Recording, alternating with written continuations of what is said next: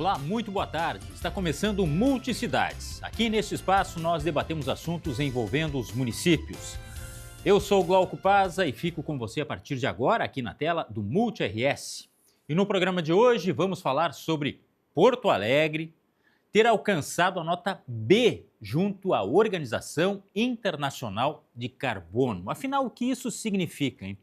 Quais as vantagens que a capital ganha com esta certificação? Para falar com a gente sobre esse assunto, eu recebo aqui no Multicidades a Rovana Reale Bortolini, diretora de Projetos e Políticas de Sustentabilidade da Secretaria Municipal do Meio Ambiente, Urbanismo e Sustentabilidade de Porto Alegre. Rovana, muito boa tarde, muito obrigado pela sua participação aqui no Multicidades. O que significa este certificado para Porto Alegre? Olá, Glauco, boa tarde. Estamos muito felizes com esse resultado, porque ele demonstra todo o comprometimento de Porto Alegre rumo a essa caminhada de uma cidade mais sustentável. O CDP, então, ele é uma organização internacional sem fins lucrativos e ele administra esse sistema global de divulgação ambiental. Então, ele fornece essa plataforma para que os governos locais possam divulgar os dados ambientais de uma forma mais transparente e padronizada. E no momento que a gente reporta essas ações ao CDP, a gente, além de mostrar, né, o comprometimento com a sustentabilidade, a gente também recebe essa avaliação que ela vai refletindo o grau de maturidade das nossas políticas e ações. E com isso nós temos uma visibilidade internacional diante do trabalho de Porto Alegre nessa frente da sustentabilidade. E são vários os níveis, né? Bom, agora nós chegamos a esse nível B e, como a Rovana já disse, nós estamos crescendo, nós estamos evoluindo. Como é que foi esse passo a passo, Rovana? Sim, e cabe salientar, Glauco, que Porto Alegre ele é um exemplo concreto, né, de como a gente pode se engajar e melhorar essa pontuação, porque nós inicialmente começamos com a pontuação D, que era um nível de divulgação, nós conseguimos essa pontuação porque nós já tínhamos elaborado o inventário de gases de efeito estufa. Então, no próximo passo foi começar a trabalhar no plano de ação climática. Então, no ano seguinte, 2023, a gente conseguiu o nível C, que é o nível de conscientização, porque nós já tínhamos iniciado essa caminhada, então, mostrando um comprometimento mais profundo com essa pauta. Aí, em 2024, a gente consegue a nota B, que é nível de gestão, ou seja, nós já tínhamos concluído o plano de ação climática e análise de risco e vulnerabilidade climática. Com isso, nós pactuamos metas concretas, né, para descarbonizar a cidade e adaptar ela aos seus efeitos adversos, e assim conseguimos a nota B, mostrando esse grau de maturidade que já Uhum. temos avançado aqui. Bom, antes de falarmos especificamente das metas em si, eu queria fazer uma pergunta que nós falamos para um público diverso, logicamente, né? Essa questão dos gases, do efeito estufa, enfim, nós estamos falando de poluição por parte de veículos, de fábricas, de tudo um pouco, como é que é? É de tudo um pouco, na verdade. Então, os gases causadores do efeito estufa, eles são tanto causadores causados pelos veículos, quanto pelas fábricas. E tem uma série de componentes.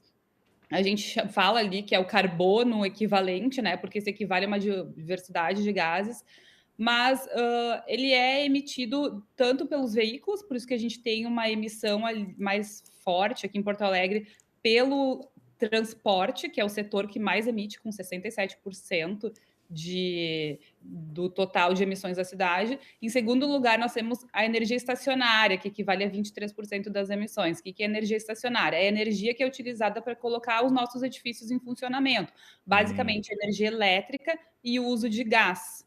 E uhum. também temos o setor dos resíduos, que em Porto Alegre ele é relativamente baixo, é 8,8%.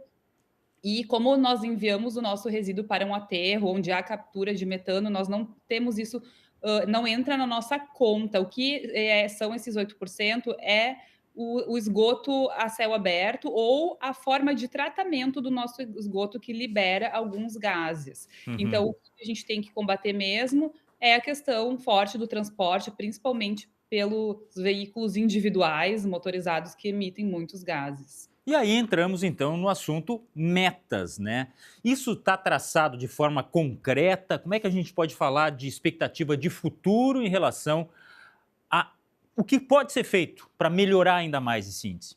Certo. Para melhorarmos a nossa nota e chegarmos então na nota A, a gente precisa começar a implementar essas ações, a executar as ações. Além disso, a gente precisa monitorar, dar transparência para elas. Então, assim, em termos de progresso das nossas ações, nós tivemos uma oportunidade, dá para se dizer, em meio a essa tragédia climática que vivemos ano passado, porque a partir desse momento nós conseguimos executar muitas ações que estavam previstas no nosso plano de ação climática. Então a gente já deu andamento, já temos muitas ações executadas e muitas mais, claro, para executar, são 30 ações por eixo, né? Então são um total de 90 ações.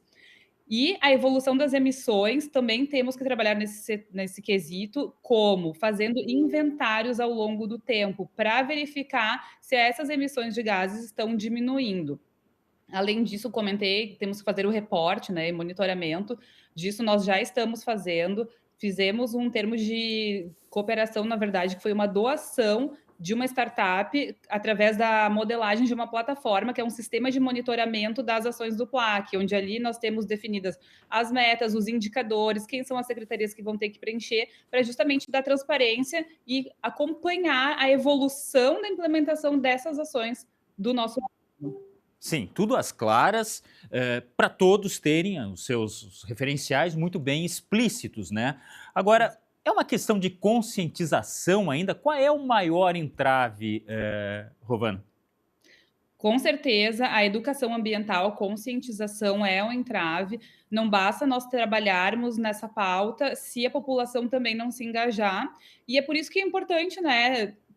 Por exemplo, estamos aqui falando sobre Uhum. isso e que cada vez mais os veículos de divulgação comentem sobre isso, o que nós já estamos fazendo, porque é um trabalho conjunto, é um pacto que a gente faz com a sociedade. A gente entra com as ações, mas cada um tem o seu papel relevante dentro desse sistema. Uhum.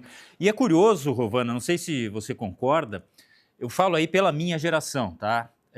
A gente vem de uma época, lá no começo, em que muitos consideravam, essa história de meio ambiente, isso é uma bobagem, isso aí, entendeu? A gente sempre foi assim, não tem por que mudar. Daqui a pouco já mudou um pouco o cenário.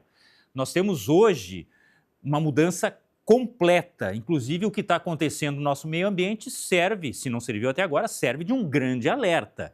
Ou seja, é agora ou nunca. Nós temos que ter essa conscientização e nada como começar lá da infância, das crianças, do ensino básico, pode ser, para a gente ter uma outra mentalidade, né, Rovana? Não, exatamente. A questão, a gente já nota isso nas crianças, né? Elas têm um cuidado maior, uma preocupação maior do que a nossa geração quando éramos crianças. Então, eu realmente tenho fé que nós vamos implementar, vamos incutir essa sementinha nas crianças, que vai ser a nova geração aí a cuidar do meio ambiente. A gente até pode ver hoje a dificuldade que temos na separação do lixo, ou mesmo da troca das nossas atitudes, com a mesma questão do uso do carro. Claro que tem todo o papel da prefeitura, e é por isso que nós estamos atuando em tornar tudo mais fácil para que a sociedade consiga fazer a separação do lixo, que ela caminhe mais, que a gente melhore mais as calçadas. Por isso que eu digo, é um trabalho conjunto, a gente vai dando um passo e a comunidade vai trabalhando em cima disso também. E muitas vezes tem aquela questão, mas se o poder público fizesse tal coisa, mas se houvesse um transporte público mais eficiente, e muitas vezes se deixa a nossa parte relegada a um segundo plano. É bom olhar também o que a gente faz, ou o que a gente deveria fazer para colaborar nesse contexto, né? Com certeza. Vou te dar um exemplo. Nós temos trabalhado fortemente com o cultivo de espécies nativas e resistentes às mudanças climáticas no nosso viveiro, para que seja feito esse plantio na cidade. A gente mapeou, na análise de risco e vulnerabilidade climática, quais são as áreas da cidade onde tem maior risco para as ondas de calor, por exemplo. Então, Uhum. são essas áreas que nós vamos priorizar no plantio. Mas ainda tem a resistência das pessoas de terem árvores nas suas calçadas, por exemplo. Uhum. Então, essa é a questão. Às vezes, o poder público chega lá e sofre uma resistência da população. Então, Uhum. por isso que é importante a educação ambiental. Olha a importância de uma árvore, não somente pela questão do calor, mas pela captura do gás carbônico, para a gente emitir menos, tanto a questão de drenagem pluvial, não colocar o lixo nos córregos, que depois eles vão ir para o Guaíba, que é da onde a gente bebe essa água, né? Sim, sim, sem dúvida. esse nosso referencial que vem melhorando, ele também possibilita buscar investimentos, financiamentos para reinvestir em mais estudo, em mais programas que melhorem a nossa condição? Com certeza. Um dos maiores objetivos é dar essa visibilidade internacional. Os organismos internacionais, eles observam como é que está a nota, porque a nota ela simplesmente demonstra a maturidade ambiental de uma cidade. Se a gente chegou ali na nota B, porque sim, estamos preocupados, nós já temos um plano de ação climática, temos metas concretas, temos ações que os bancos vão poder investir, tanto que o próprio plano de ação climática, ele teve recursos a fundo perdido do Banco Mundial para que a gente capacitasse cada vez mais a nossa cidade nessa pauta e para que os projetos que vão ser financiados por eles já tivessem um viés Uhum. sustentável.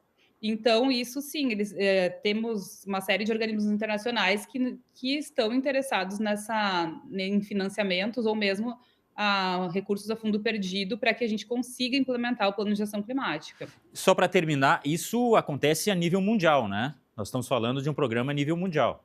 A nível mundial, exatamente. Inclusive, nós temos participado ativamente nas COPs, apresentando todos os nossos projetos e ações, e a visibilidade é impressionante. A gente tem apresentado, nós temos sido convidados para apresentar as nossas iniciativas nesses eventos internacionais, e tem um interesse muito forte dos organismos em verificar que sim, estamos trabalhando, somos um país em desenvolvimento, mas essa pauta ela está muito forte e ela tem um apoio político muito bom aqui, por isso que a gente tem conseguido, porque nós temos apoio de várias áreas aqui para que a gente consiga cada vez mais evoluir.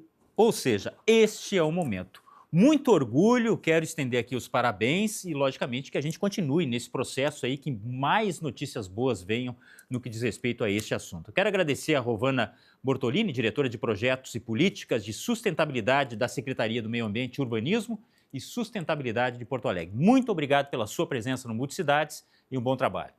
Obrigada, Glauco. Até mais. Até mais. E você sabe, aqui no Multicidades, boas ações, boas iniciativas, bons resultados, como este que a gente acabou de falar aqui, nota B, nessa questão do carbono, nos orgulha que venham mais notícias boas. Multicidades fica por aqui, a gente se vê na próxima. Tchau.